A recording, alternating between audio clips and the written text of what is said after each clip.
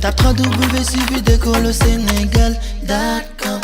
À école au Sénégal, c'est facile, tu n'as qu'à te connecter. Tape école au Sénégal, les leçons sont beaucoup. Qu'est-ce qu'une facture de doigt?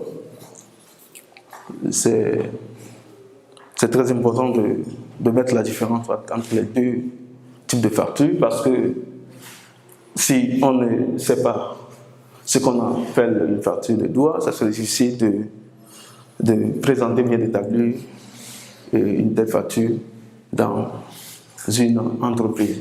Donc la facture de doigt, c'est cette facture ou bien ce document que le fournisseur donne à son client lors de l'opération d'achat-vente. Très simple.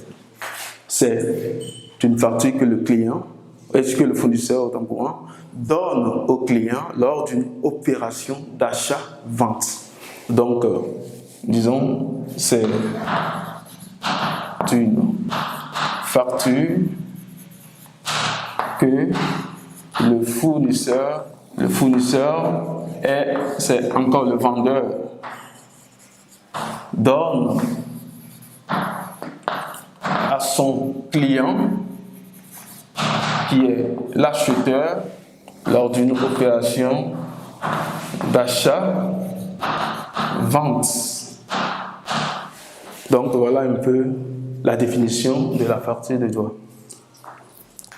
Maintenant, nous allons voir les éléments qu'on peut retrouver sur cette facture de doigt. On comprend maintenant le concept, on comprend maintenant la définition. On sait que quand on parle de facture de doigt, c'est lorsque le client arrive dans une entreprise, achète une marchandise et maintenant le fournisseur lui donne une facture.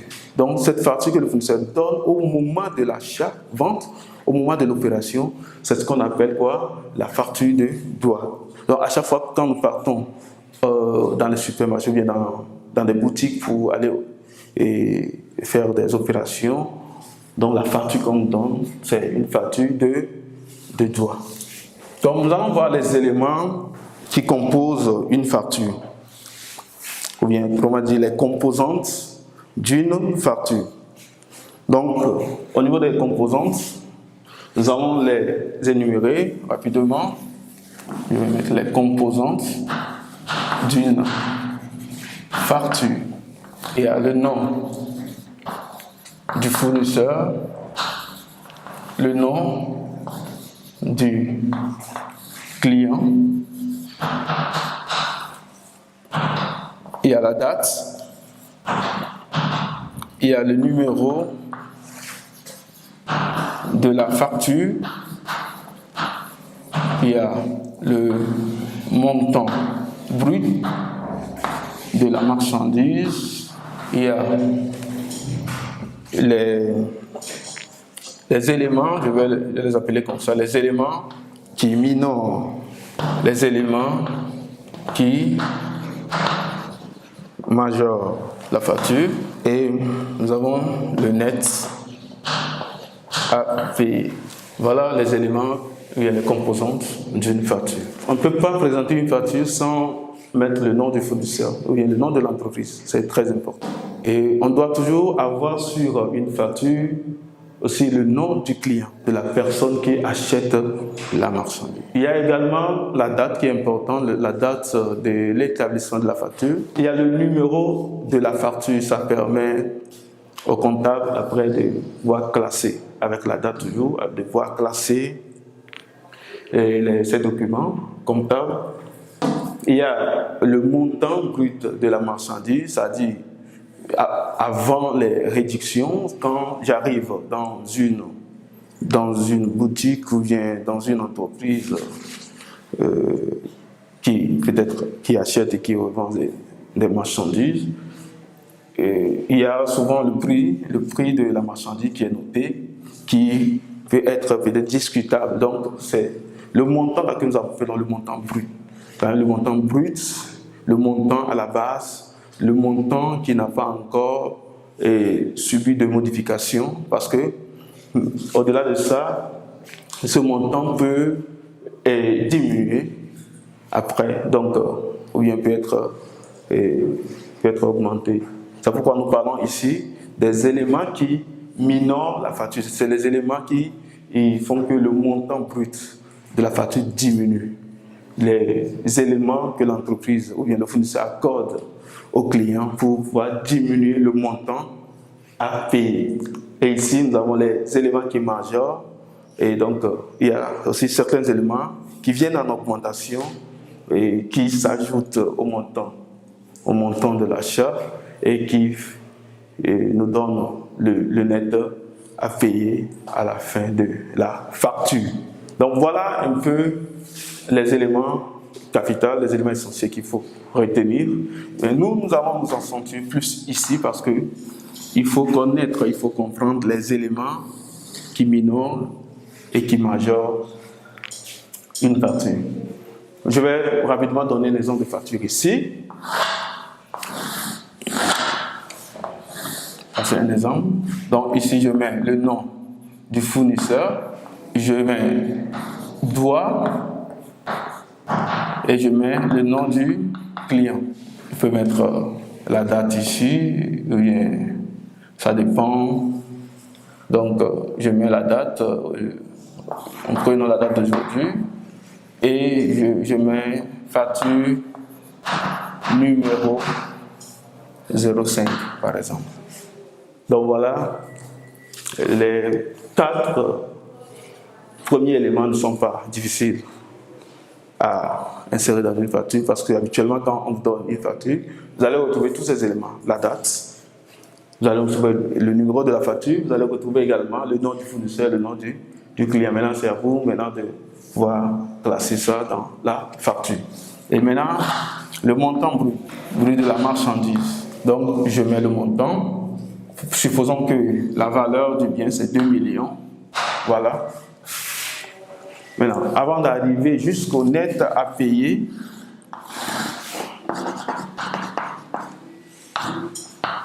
trouver ce que le client doit régler au fournisseur, il y a beaucoup de choses qui se passent. Donc, vous voyez, c'est pourquoi je voudrais mettre l'accent beaucoup plus sur ces éléments, parce que c'est ces éléments qui vont nous permettre de retrouver, en fin de compte, le net à payer. Donc, nous allons prendre d'abord les éléments qui minorent la facture. Nous allons essayer de les expliquer, voir quels sont ces éléments qu'on retrouve dans une facture. Également, au niveau des éléments qui majorent, nous allons essayer aussi d'expliquer. Et après, nous allons passer à l'exercice d'application. Les éléments qui minorent une facture. Les éléments qui minorent une facture, nous parlerons de la remise, le rabais, la ristourne, l'escompte. Donc voilà les 4 éléments que nous allons voir: la remise, le rabais, la ristourne et l'escompte. Quand est-ce qu'on parle de remise? Nous allons d'abord expliquer. Et comment ça fonctionne sur une facture? Nous allons essayer de donner aussi un exemple. La remise, d'abord, c'est une réduction à caractère commercial. Quand nous parlons de réduction, ça vient diminuer le montant brut. Donc, c'est une réduction à caractère commercial. Et vous voyez, on a ajouté commercial parce que ça s'applique au moment de l'opération d'achat et vente. C'est-à-dire, ce n'est pas sur le montant à payer qu'on applique cette réduction, mais on applique ça sur le prix de la marchandise. Donc, c'est pourquoi on appelle une réduction à caractère commercial. Donc, c'est une réduction à caractère commercial que l'entreprise accorde à son client lorsque ce dernier achète une importante marchandise. C'est-à-dire que lorsque la commande est importante, c'est-à-dire qu'on achète beaucoup, on nous accorde la remise. C'est bon? Donc la remise est accordée de façon très simple, la remise est accordée lorsque le client achète beaucoup. Et là, le fournisseur peut nous appliquer un taux de remise de 10%, de 5%, ça dépend. Donc je reviens ici sur ma facture pour donner l'exemple. Donc ici, par exemple, supposons que le fournisseur accorde une remise de 10% à son client parce qu'il a acheté une importante de marchandises, une quantité qui est tellement importante. Donc voilà, on prend le montant brut de la marchandise et puis on applique le taux de remise sur ce montant. Donc vous pouvez prendre vos calculatrices, vous faites 2 millions fois 10 sur 100. Donc vous allez voir que ça va donner un montant de 200 000. Donc 2 millions fois 10 divisé par 100, ça donne 200 000. Donc on peut soit faire 10 sur 100 qui donne 0,1 et puis on applique les 0,1 fois les 2 millions pour trouver également le même montant. Voilà, donc ici on trouve le montant de la remise. Ça veut dire que le fournisseur est prêt à accorder une réduction de 200 000 à son client suite à la commande achetée. Donc ici directement on peut trouver le montant que le client va payer à son fournisseur. Ça va être 2 millions moins quoi? Les 200 000. Donc, on n'est pas obligé de mettre moins, puisque au départ, je disais que la remise, c'est une réduction. Donc, tout ce qu'on appelle réduction vient toujours en diminution. Donc, on va faire 2 millions moins 200 000, ce qui va donner 1 800 000 qui serait le net commercial 1. Si peut-être on a plusieurs réductions à caractère commercial. Donc, ici, voilà le net, ce que le client va payer. 1 800 000 suite à une remise de 10%. Je prends maintenant le rabais, donc je vais noter la remise, et c'est une réduction commerciale accordée en raison de la quantité achetée. Donc autrement dit, entre parenthèses, commande importante. Donc voilà. Et nous allons voir maintenant le rabais.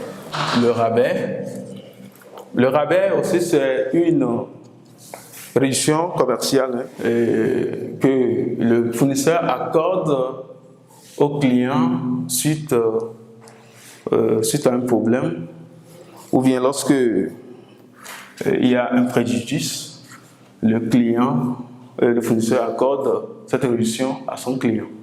Je vais aller de façon très simple. Supposons que le client achète une marchandise et arrivé, la marchandise n'est pas conforme à la commande. Donc, le fournisseur lui accorde une réduction à caractère commercial que nous appelons le rabais. Donc, quand il y a un problème, on accorde une réduction à caractère commercial au client. Donc, je vais noter ça rapidement. C'est une réduction commerciale accordée en raison en réparation d'un préjudice. Entre parenthèses, marchandise non conforme à la commande.